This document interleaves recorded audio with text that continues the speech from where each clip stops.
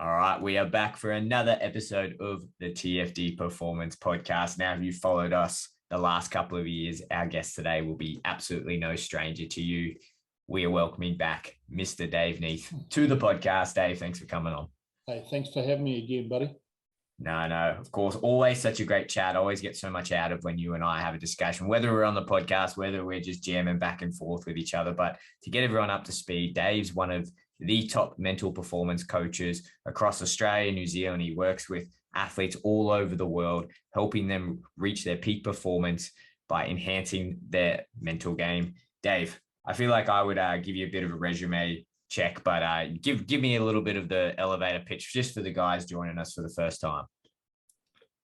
Elevator pitch, yeah, mate. I don't even practice that shit. I mean, at the end of the day, I just get a real kick out of helping people, and I think what I'm really proud of is what I've achieved as far as athletes, like you say, around the world. I just get a real kick out of it, mate.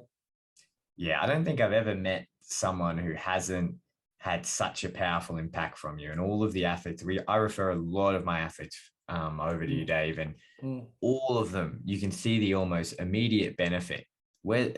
Whether it's just, they're coming to me and they're saying, hey, look, I just changed my outlook on this, or they almost seem like they're a totally different person. It's like you go in there and you reconstruct their mind almost.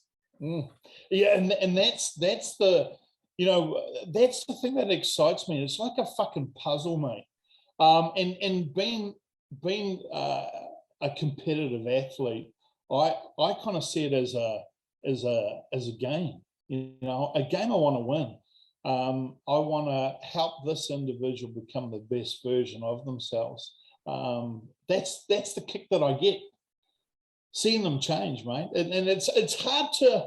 I mean, I find it sometimes hard to articulate what it is for me, but it's something that I'm obsessed about.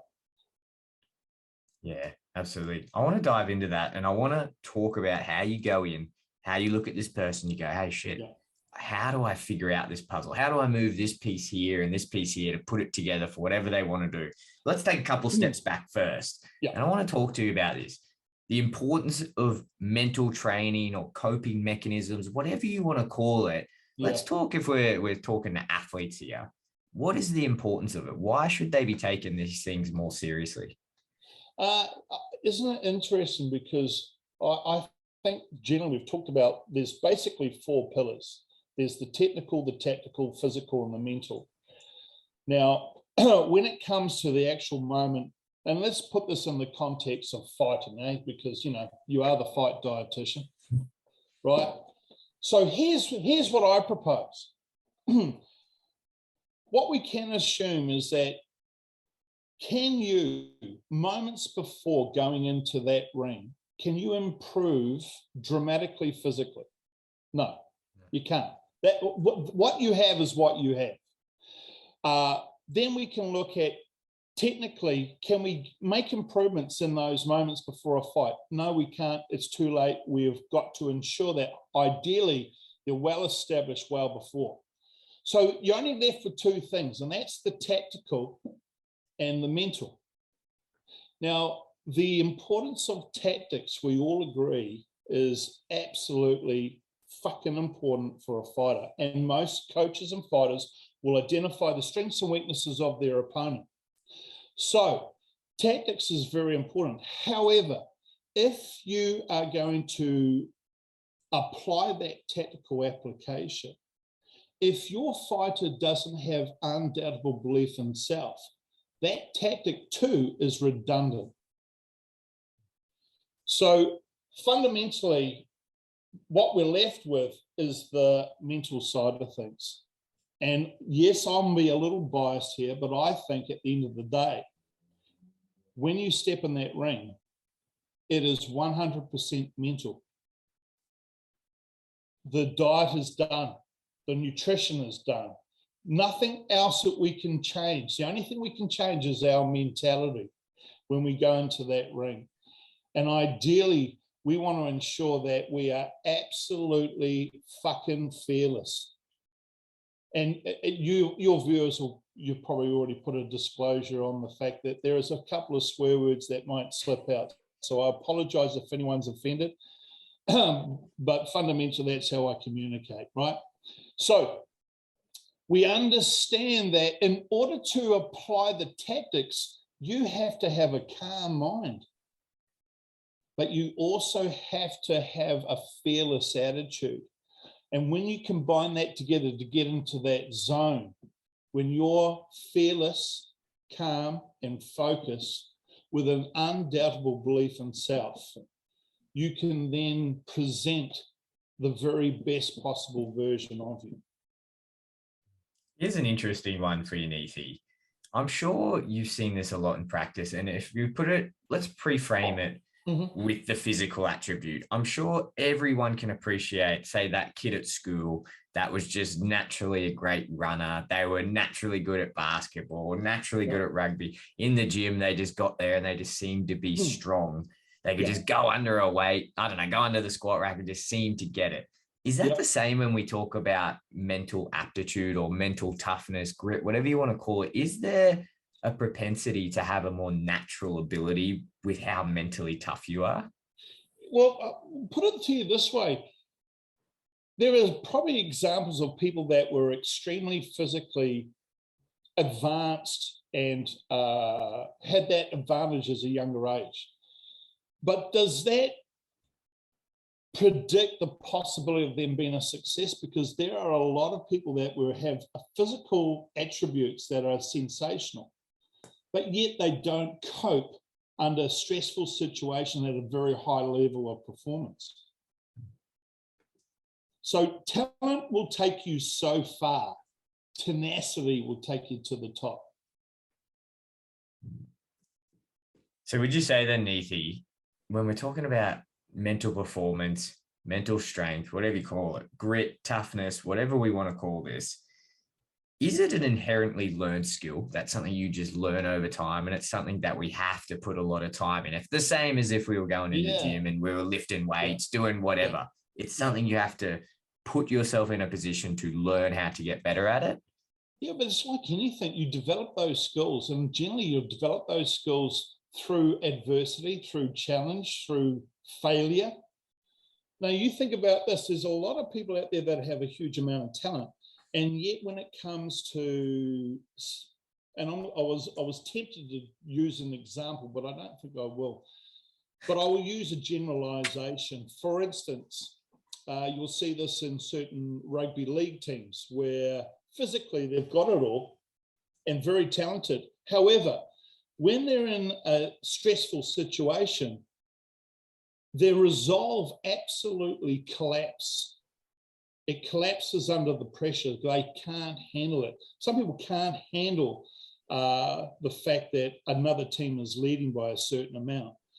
And very quickly, their motivation drops. I want to develop a tenacious resolve with a no quit attitude. That's developed through challenge, through sacrifice, through suffering. That combined with a really important ability to want to learn and understand and to be self-aware. A lot of these guys, you know, they're in love with the idea. And what I talk about is intentions and attentions. A lot of people have intentions. They intend to be a world champion. Now, you'll see this all the time, and everyone wants to be kung fu fighting and be a world champion, right? And so they have these great intentions, but that has to be aligned with attention. Now, when intention, attention are in alignment, it affects behavior. And the bottom line is behavior must be congruent with that vision. So what does that mean? Okay, so I have intentions. I have intention and attention in alignment. That means that I'm going to take complete ownership and responsibility for those situations. When I fail, for instance, go back to the initial story. When a team starts to fail, that collective consciousness collapse, right?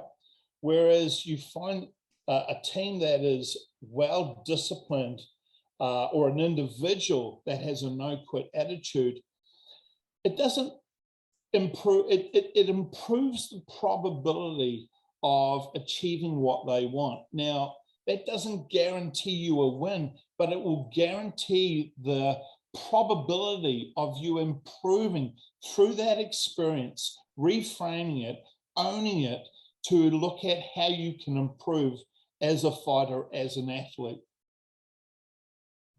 We've got to learn to reframe everything to serve you, right? Now, how many times you see kids when they miss a shot or they don't perform well, the whole self-image is compromised. In fact, we get into a point where, as a society too, we have to appreciate that we're trying to soften the blow from failure. Do you know what I mean? It's like, fuck no. We've got to help people understand that failure is a sure part of life. And learn, how do I take and extract from that the learnings that allows me to become a better person, an athlete. So taking a fighter, for instance, who have potentially had a few losses, their self-image is compromised, or they're challenged by it. Their belief and their conviction to that vision softens and disappears. Whereas what I want is to help challenge them to go, okay, I start with that word from our last podcast, and I talked about the importance of the word permission. I'm going to give myself permission to become the best version of me. Become the best version of me. And for me, as I work with a client, one of the first things I'll ask them is, before we start, do you give me permission to be blunt and honest? Because I'm not here to blow smoke up your ass. And so I start to challenge some of the narratives, some of the belief systems. And you'll have this intention, I want to be a world champion. But the narrative in their attention day to day is, oh man, I wish I could be better at my jiu-jitsu, or my wrestling is really shit. Now, that is possibly a representation of the current situation, but that narrative, how does that serve you in moving forward? So people find that they start to progress, and then some reason something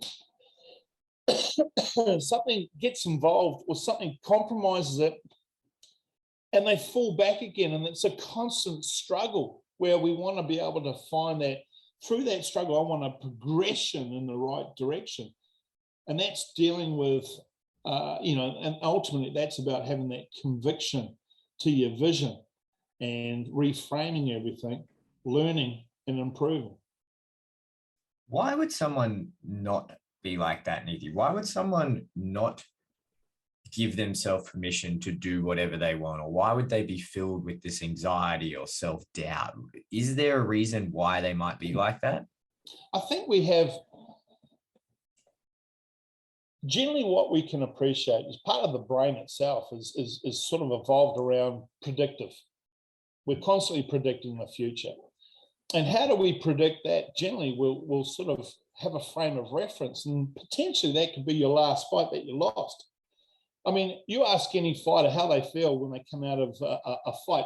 Predominantly, most of them will say, oh, fuck, I felt really bad. You know what I mean? No one likes to lose. It's for even those, I mean, a prime example of an outstanding fight. We just watched Josh Kuhn fight against Jason.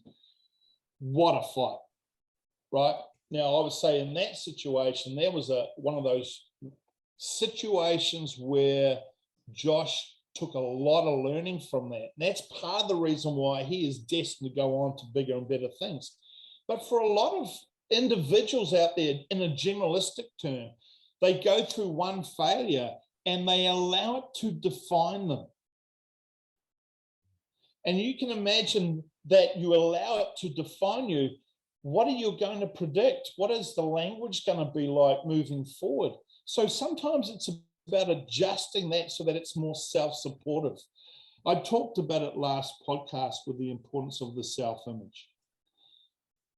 And we talked about the analogy of the self-image being like a crystal bowl full of crystal clear water. And when you look through it, you can see your vision. That's a representation of, say, your self-image. Now imagine this, we have something like 60 to 80,000 thoughts a day. Now of those thoughts, they can either contribute or contaminate. And what you can appreciate is that when the predominant thought is negative, it's like a little bit of dye, it's insignificant, but you can imagine 20,000 negative thoughts, very soon you lose sight and conviction to your vision. So what I talk about is we've got to protect ourselves at all times. Fundamentally, it's about self-awareness. It starts with minding your language. What is the narrative I'm telling myself and others that potentially contaminates my potential? So as I work with athletes, I start fine-tuning these things because they might seem insignificant for most of us. Oh, it's just a comment. But that comment when verbalized, we pay attention to what we say and we can internalize that. Then it starts to affect our neurology, our physiology, which then starts to contaminate the self-image. Then the whole thing starts to implode on itself. When you're consciously aware of being more forgiving of oneself, understand that my intent was to show up and win. And you preserve the learnings from that because you're going to own it and going, okay, I didn't win, but what have I taken away? What can I learn to improve? By having that filter and that bias, you start creating momentum again. Many an athlete has failed many, many times, but failure in itself doesn't represent the reality of your future. It's simply a learning opportunity if you allow it. What are some of the techniques, Dave, that athletes listening that they can start doing right now? I know you mentioned just the framing of how you see, okay, I'm at training and I don't know, I'm doing jiu-jitsu and I just got tapped 20 times in the same round. It was a terrible round. They've got to reframe that for a learning opportunity. Are there other techniques they can start using right now to start changing how they're going through this or their response to failure? I think first and foremost, let's maybe what you referenced was the word failure. Maybe what we need to do is firstly, let's reframe the concept and the word failure itself. There is no such thing as failure. There is only learning. And if you're learning, you're moving forward. So start to I had a really good learning tonight. So the internal representation physically and mentally, when you say, hey, I had a really good learning tonight, as opposed to, I fucked up again, which of those narratives supports the intent? So as I train my athletes, they start becoming more aware, more self-supportive. That allows us to unclutter that bowl and to get more clarity. So first things first, mind your language. Absolutely vital. What's the story you're telling yourself? I can't because, I lost because. Well, we want to be able to preserve the learnings and let go the negative emotions. That's a vital part of failure. So we are constantly learning, we're preserving the learning, and we're dumping the negative emotions by forgiving yourself. Forgiveness is pretty powerful. Now, I don't want us to get deluded in the sense that we get fluffy with this, right? I want everyone to take ownership and understand the simple principle of cause and effect. And you're fucking at cause for everything. That means owning it. That's about being honest with yourself, not fucking deluded. You know, be honest and ask for honest feedback. I prefer, like I say, I will hold my clients to account, and it will start with being absolutely honest with them, because that's the most caring thing I could possibly do, as opposed to trying to be sensitive to your feelings. Unfortunately, that may work to a certain point, but in the high performance world, it just won't hold up. You have to have that mental toughness, mate, especially in fighting. Yeah. Can we dive into mental toughness and Niethe? Because, like, especially like you said, in fighting, it is a thing in all sports, but I think in fighting it really comes out, because so often in any type of combat sport, you're just put through so much adversity in such a short period of time that you have to get through that. And you have to have these mechanisms to get through it. What are the different components of mental toughness? Yeah, I think firstly it's conditioning that, eh? You know, how do you get mentally tough? Well, by getting mentally tough, by putting yourself in tough situations. You know, I think how you build belief, it's almost like, okay, I know my wrestling isn't up to scratch. Okay, so what am I going to do? I'm going to go and expose myself in the sense that I'm going to put myself in compromising positions. So time under tension is a massive learning and developing mental toughness, not avoidance. You know, fundamentally, we talk about fight and flight response. We are primarily designed for either fight, flight, or freeze, right? Now, you go back to some of the, there was a movie that I freaking love, Highlander. And the guy said, hey, the first time I went into battle, I peed my pants. And the guy went, yeah, we've all peed our pants in battle, mate. You know, it's perfectly normal. What he was referring to was, even though he was shit scared, he still went forward. And that's a fundamental part of mental toughness, is I'm gonna own up to that fear, and I'm gonna find a way and push my way through it. You know, you ask any fighter, what was their first fight like? Probably shitting themselves. Now, you can say, well, yeah, but you've trained all this. Fuck off. I've done all the training, but fuck me, I haven't fucking actually fought. Do you know what I mean? The moment you step in that ring, you're exposed. But that's where the magic happens. And over a period of time, your perception of it changes. And then with time under tension, you look at someone like an Israel or a Brad or a Kai. These guys have had tons of fights. So now they're comfortable with being uncomfortable. Look at Kai's last fight where he was in the clinch, in the headlock. Now, most mortals would have tapped out. But here he was, calm under pressure. And how did he get that? Did he just visualize that? No, he spent a lot of time in those awkward positions. He practiced his breath control. He was putting himself as best he could in similar situations so that he had a frame of reference. He became conditioned in such a way that he's used to it. So it's about sometimes facing up to those fears. Think about this. What was it like for you the first time you decided to do an ultra marathon, which I personally think is only for the insane? It's terrifying. It's terrifying. And when did it hurt most? All of it. But especially, you go through peaks and troughs, that's for sure. Yeah. And I guarantee you still continue to go through those peaks and troughs, but you probably find what's different is that you're a little bit aware of what you're going to be experiencing and better prepared to deal with it. Oh, absolutely. Yeah. So time under tension is a big teacher for that, mate.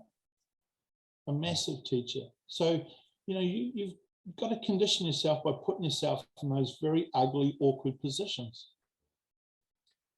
What do you do, Dave, if people come to you and you say to them, hey, look, Geordie, I know you're going to feel shit scared going through this ultra marathon. And really, after doing them, I know that the only way that you can experience that and go through that is to go do it. You can run around the block as many times as you want, but it doesn't compare when you got to get up the hill and, the sun's going down or whatever. And it's tough. What do you do if people come to you and they're just genuinely scared of exposing themselves to those situations? What do you say to those guys?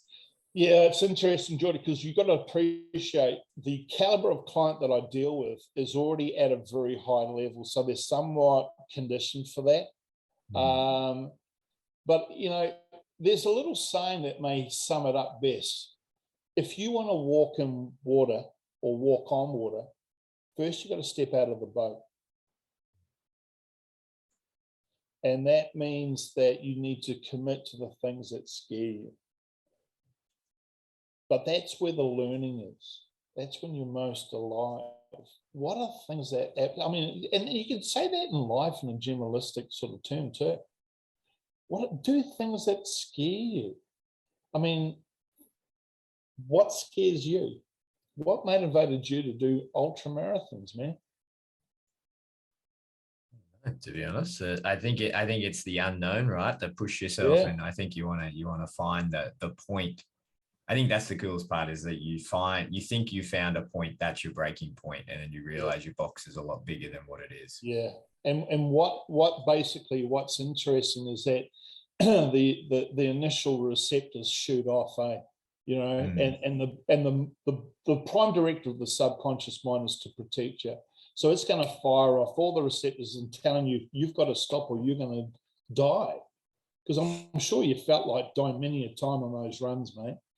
But you override that, and then over a period of time, you keep overriding, and you develop a tenacity, don't you? By pushing through those barriers. That's the only way that you're going to build mental toughness. You can imagine all you want, and it is important to visualize. But it's the experience itself that builds belief. When you've done it for the first time, how do people feel? When they win their first fight or they've had their first fight. I've said to an amateur that's going in transition, I said, your first goal for your first fight, what is it? And they go, I want to smash, I want to win. I said, well, yeah, that should be ideally what you want. But I think in of itself, the fact that you've stepped into that ring is a pretty good start. You've got to have realistic goals on that journey, because it's not just about the vision, it's about the day-to-day activities. And that's about discipline, that's about commitment, but that also helps condition the resolve, the mental toughness. Especially, you imagine this for you. How does it feel knowing that you've got to do a 30K run? It's cold, it's windy, it's raining. Everyone else is inside, they're warm and cozy, and you're out there running. It's your reframing. I'll bring it back to something I think you told me many, many, many, many, many months ago. And before when I started this, what did you say? Pain is the universe telling you it loves you. And I think that's something that's really stuck. And that when it's out there and you really are embracing that suck, it's a positive, right? Like it's a real positive, and it's almost like a privilege that you get to go through that and you get to experience this while everyone else everyone's running their own race, of course, but they're all in bed and they don't get to experience what you do. And I think that reframing is powerful, right? Yeah, you've got to reframe everything to serve you. But going back to your earlier point, there's a little saying, and I'll throw out the little pearls, but what's done in the dark will shine in the light. And there's something really powerful. It's the discipline of doing the things that you don't want to do. And overriding that, that's pretty powerful. I'll put it into a completely different context. I've been coaching now for close on 30 years, Geordie. I've never had a day off sick in 30 years. Jesus. I've had time off for surgeries, but I have never had a day off sick in 30 fucking years, man. I ain't got time to get sick. I don't want to be sick, and I never do get sick, and I believe that. But I've never had a day off sick, mate. I've never cancelled an appointment. Jeez. 30 years. Now, you think about this. How many people out there are employed and have up to 5 to 10 days sick leave a year, and they fucking take it? Yeah. Why? Because I think another part of what's really important, and this is something that I think is really important for you and others out there that are coaches, is that the most important thing too is we have to be congruent as coaches. And so I expect very high standards from my clients, but in order for me to be able to challenge that, I better be a product of the product, eh? You know, look, there's people out there that are probably far more qualified than me, but yet somehow through dialogue, through what I've learned from my experience, I'm very proud to say that I still to this day, I'm getting exceptional results with people, mate. How much of this is learnt and how much of this is through my experience, which in of itself is a learning. But when I say to you, you know, you've got the universe is about, pain is the universe telling you it loves you. That's something that I used when I first started with strongman. Because one thing I know for sure, it sucks, man. It sucks being in those positions. It sucks being in pain. Now, obviously, we're smart enough to know the difference between acute pain and pain. But I knew that on the other side of pain, there's something very, very special. That was on the other side of pain was a better version of me. And I think fundamentally, another thing that's really important for my clients, and this is where I've talked about the pursuit of being the Übermensch, something that Nietzsche talked about, which I really embrace a lot, and that is to becoming the best version of ourselves. I've become a little bit more philosophical over the years, Geordie, and the philosophy for me is we've been given the gift of life. And I think with that comes a responsibility to be the best we can be and all we can be. And if everyone went out there with that sort of attitude, I think this world would probably be a better place, eh? Jeez, I couldn't agree more. And I think that's a very good spot to kind of wind this one up, Dave. But the very last thing I do want to ask you, practical things that athletes can do, because I bet they're like me right now. Every time I talk to you, I get real worked up and I feel like I'm going to need to go run out and go do 100 laps of the block. Practical things. These guys listen, they go, you know what, shit, he's right. He's completely right. I need to face this adversity. I need to put myself through this. I need to expose myself and I need to reframe my language. I need to reset my mind to what failure is. What are some practical things that they can do right now that they can start tomorrow at training that's going to help improve their mental game? Okay, so a couple of key things. First and foremost, be clear on your vision and your why, right? So I've told you about Izzy. He had a fucking vision board with that bell, right? And I encourage all my athletes to have that, right? Be clear on your vision. I've shown you the picture that I had, right? So that's what drives me. Now, that's all very nice, but the bottom line for us is the measurable in behavior. Okay, so we need to start adjusting the behavior. Underline that behavior. What are the limiting beliefs? What are the things that potentially stop us? Okay, because that narrative will come back and haunt you, right? So for me, it starts with the most powerful thing, which is honesty. Sit down by yourself and really be honest and look at what are those limiting beliefs right now that I need to address. Remember, you can't change anything you don't first acknowledge. So have that, listen to that. Then once you've identified them, I would say start creating a narrative that counter punches it better, right? So for me, I always say, look, let's just say my jiu-jitsu sucks, right? Or the belief is, fuck, it's my weakest part of my game, right? Now, it's honestly, it's the weakest part of your game.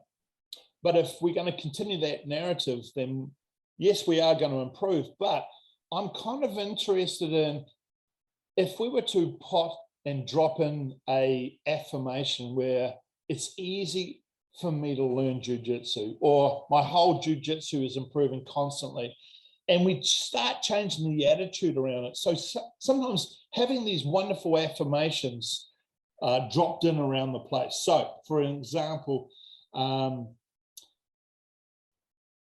I've had a young golfer come and see me with some limiting beliefs, and he went away. And what I normally do is I get him to put these affirmations. I like 3s and 5s. So 3 affirmations, all right? So my jiu-jitsu is world class. My ability to take on information is exceptional. You know, start creating this narrative, right? Then think about, okay, what does that do? What does that link me to? That links me to a real sense of confidence. Okay, what color is confidence? Or for me, it's red. Right, go and put those affirmations up there on the on the bathroom wall, and anywhere you can, in red, because subconsciously it anchors you to a place of confidence. And put them anywhere and everywhere. Now, the reason behind that is this. Have you ever heard of subliminal messages? All right. So you can imagine back in the 50s and 60s in the movies, they used to have the old movies, right? And they used to cut the film and pop in one piece of film, buy more popcorn, buy more Coke, right? Now, at a conscious level, the movie's playing, you're not going to see that. But what was interesting, popcorn sales went up something like 67%. So it's now illegal to have subliminal messages in advertising, i.e. films, etc., right? So if that's going to be outlawed, how do we take that and apply it? Because it obviously fucking works. So you start programming. Now, here's an example. I had a golfer who took some of those affirmations. He had them laminated in the shower. So he'd what? I'm a $1 million professional golfer. Now, this guy had earned like $36,000. He's now probably averaging about $1.5 million a year on the Japanese tour. Right? So you start programming. Now, here's the interesting thing. The subconscious mind has no idea of reality or time. So it'll pretty much believe anything. So, I mean, you know what it's like with this new woke nation. Everyone believes a whole lot of bullshit today, right? Okay. So what happens is you have your current situation, your limiting belief. Then you have this new affirmation that in of itself, when verbalized and visualized, creates a state inside, gets you a little aroused, a little excited. Now, the thing is, the brain is constantly looking for fucking drugs, and it loves dopamine, for instance. So you start creating a neurological response to that, which in of itself, then you have a limiting belief, a new belief. The brain's going, fuck, this one excites me more. What do you think is going to happen to that old belief? It's going to dwindle and die and be replaced with something more empowering. So affirmations, visualization, goal board, manage and monitor your self-talk. When you recognize that your physiology has been affected because you're going into that negative self-talk, stop, interrupt, change physiology. One of the exercises I get clients to do is stand up straight, feet together, hands together, look up at the ceiling, put a smile on your face, keep smiling, and without changing anything, get depressed. You can't do it. So another thing is manage your physiology. Act like you are. If you want to be a world champ, start feeling that and putting that on. Act like a true professional, a world champion now, not when you get there. And it kind of holds you to a higher level of self-accountability for thought and behavior. Now, you start combining those two together. Bottom line is we behave our way to success. You start building momentum. That then starts to affect perception. When you seek doom and gloom, when you seek the suck, when you reinforce the fact you're fucking useless, you will work hard on providing evidence to prove that. When we change that narrative, it's interesting how you then start to find, by reframing and experiencing, by perception, you start experiencing evidence that proves and builds the momentum. And for me, it's all about building momentum. If I can build momentum very quickly, then fucking hold on, because what will expose and be created in a time frame is the best possible version of them. Now, for some people, it's 2 or 3 months. Some people, it could be a couple of years. It doesn't matter, each to their own. But ideally, when you reflect back, you get fucking excited about the changes that you've experienced through that whole process. Yeah, I think you've just given all of us the tingles, Dave? I just want to get up and go do some chin-ups or something now. So yeah, man, I'm going to go and bench. This is the thing, though. If you're listening to this, I can speak from professional experience. Dave has helped so many of my athletes break through these barriers.